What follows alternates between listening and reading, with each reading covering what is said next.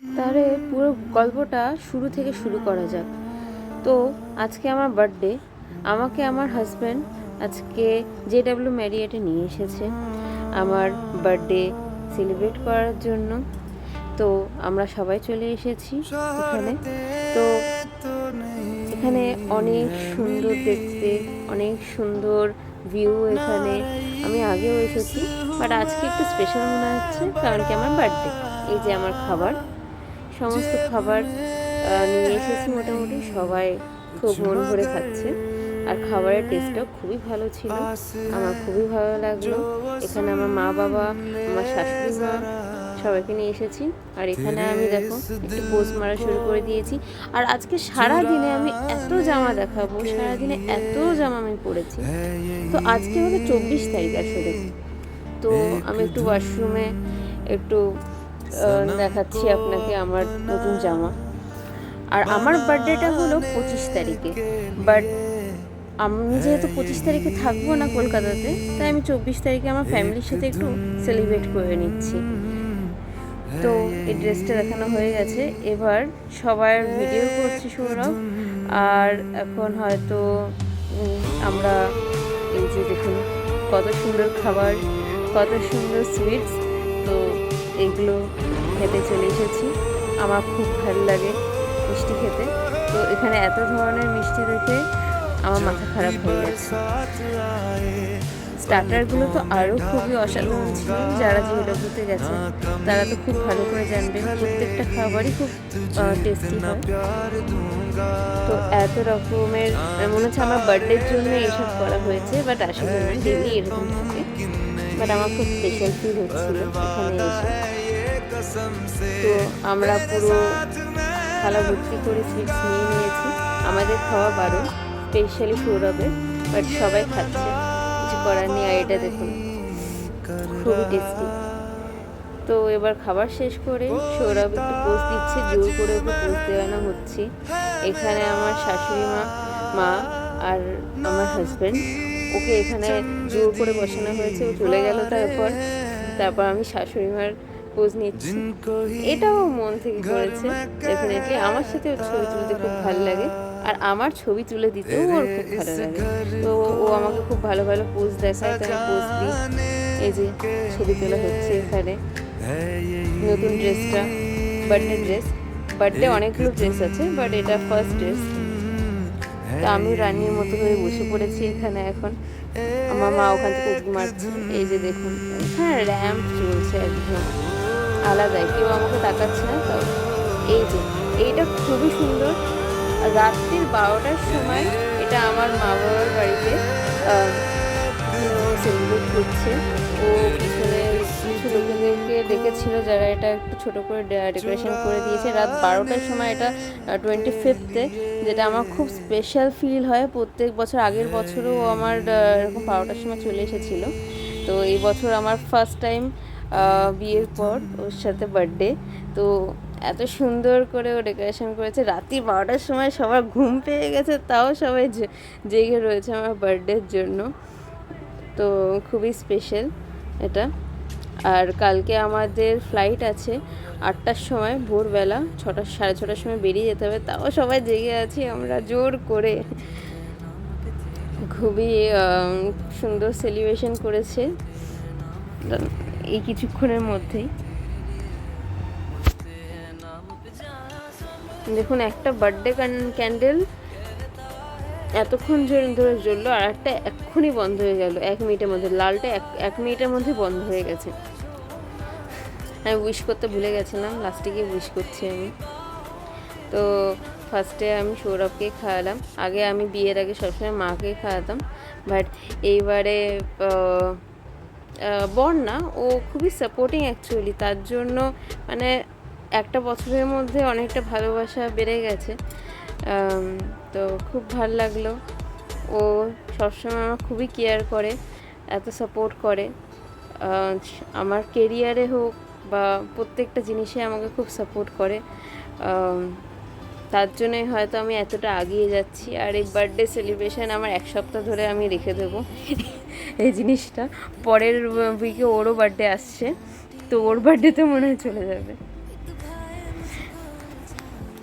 তো এইবারে আমি অনেক রকমের পোজ দিচ্ছি, রাত্রিবেলা কিছু মাথা আসছে না কি পোজ দেবো, তাও পোজ দিচ্ছি। এটা আমার বাবা মনে হয় চোখ বন্ধ করে ছবি তুলছে। এই যে সকাল হয়ে গেছে, সকাল 6:30টার সময় আমরা উঠে গেছি, উঠে আমরা বেরিয়ে গেছি এয়ারপোর্টের জন্য। তো সৌরভ আমাকে সারপ্রাইজলি প্ল্যান করেছে আন্দামান নিয়ে যাবে। তো আমাকে কিছুদিন আগেই বলেছে যখন হোটেল বুক হচ্ছিল। এই যে 24 তারিখ, এই সিট নাম্বারও 25 তারিখ বুক করেছিল, বাট ওকে আগের দিন এসে বলছে কি না আমাদের ওই সিটটা সরিয়ে দেওয়া হচ্ছে, কারণ কি ওটা এক্সিট আছে তার জন্য। তো আমাদের সিটটা চেঞ্জ হয়ে 24 হয়ে গেছে, না তো 25 তারিখ 25-এর সিটেই আমি বসতাম। যাই হোক, হয়নি, 24-এর সিটে বসেছি। এই যে আমি উঠছি, এবার উঠবো, মানে এটা খুব স্পেশাল কি আমি বার্থডের দিন কোনো দিন উড়িনি, পাপা কি পারি হয়ে আমি সত্যিকারে উড়ে গেছি 25 তারিখ। তো এটাও খুবই স্পেশাল, এইসব জিনিস আমার খুব মনে থাকবে সারা বছর। এই আমরা উঠবো, এই সময়টা খুব ভয় লাগে আমার। তো যাই হোক, এবার আস্তে আস্তে উড়ে যাচ্ছি আমরা।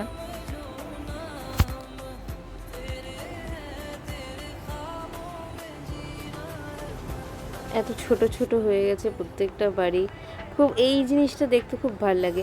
যখন আমরা মানে কোনো সিয়ের ওপর থেকে উড়ি তখন এতটা ভালো লাগে না, বাট যখন শহরের ওপর থেকে উড়ে যায় তখন ছোট ছোট ঘর হয়ে যায়, কোনটা আমার বাড়ি, কোথায় কি আছে, লম্বা লম্বা জিনিস, এগুলো খুঁজতে থাকি, খুব ভালো লাগে। মেঘের উপরে দেখুন, মানে 1 মিনিটের মধ্যে মেঘের উপরে উঠে গেছি হঠাৎ করে, খুবই সুন্দর লাগে এই জিনিসটা। আমি জুম করে দেখার চেষ্টা করছি কোথায় আছে, কোথায় আমার বাড়ি থেকে তো অনেক দূরে চলে এসেছি, এবার বুঝতে পারছি না কোথায়, মানে এত ক্ষেত তো নেই আমার বাড়ির আশেপাশে। এই বাড়িটা খুব, মানে আমি জানি না এই কমপ্লেক্সটা কোনটা, মানে কোথায় আছি, লম্বা লম্বা কমপ্লেক্স দেখতে পাচ্ছি।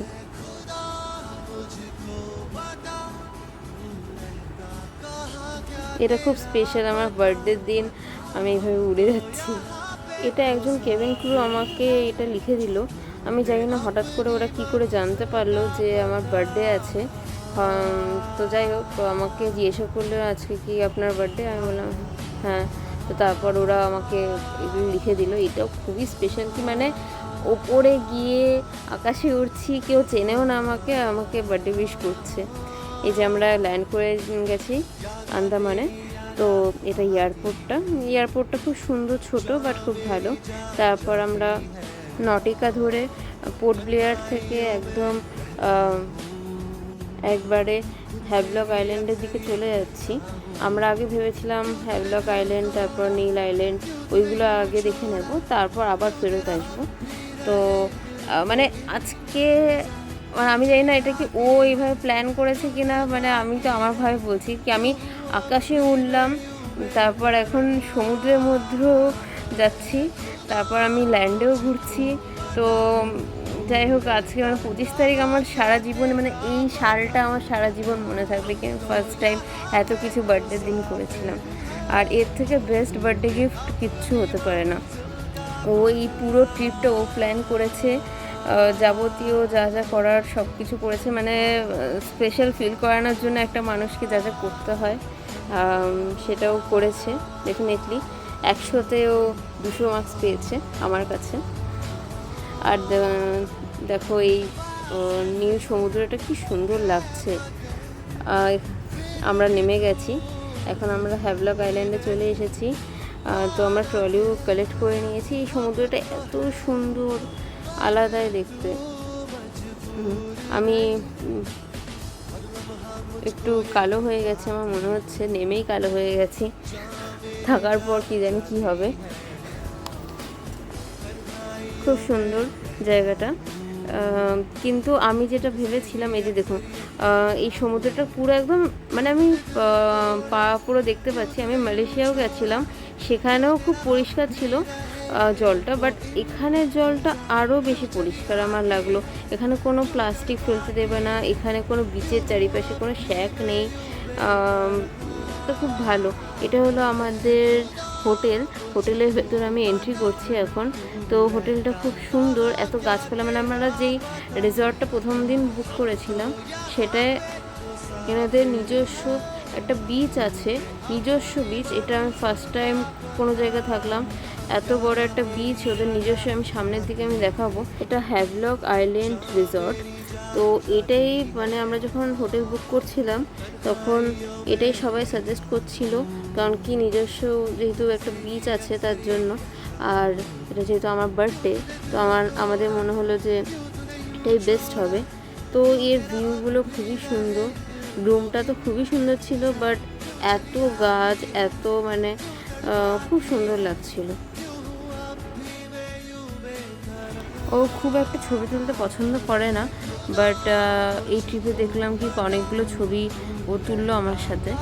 তো আমি তো চোখে তাকাতে পারছি না, এত মানে রোদ্দুর এখানে, তো খুব সুন্দর লাগছিল। তো আমি লাঞ্চের জন্য চলে এসেছি এই বিচের এইদিকে। তো দেখো মানে এই আমি যেটা বলছিলাম কি আমাদের অ্যাটাচ পুরো এই বিচটা পুরো এনাদেরই। তো খুব সুন্দর এখানটা, আপনি সামনে থেকে মানে দেখানো যাবে কি এখানে একটা ব্লু পুরো সি হয়ে রয়েছে, বাট এখানে অনেক পাথর আছে অ্যাকচুয়ালি। তো আমরা লাঞ্চ নিয়ে নিয়েছি, আর এই যে এখানে যে বসেছিলাম সেটাও আলাদা করে বুক করতে হয়েছিল। তো খুব ভালো লাগলো। তারপর লাঞ্চ করার পর আমরা বেরিয়ে গেছি একটু ঘোরার জন্য। আমাদের খুব ইচ্ছা ছিল কি সানসেটটা দেখব। তো এখানে আমরা জানতে পারলাম এখানে খুব তাড়াতাড়ি সানসেট হয়ে যায়, মানে 5টার মধ্যে এখানে সানসেট হয়ে যায়।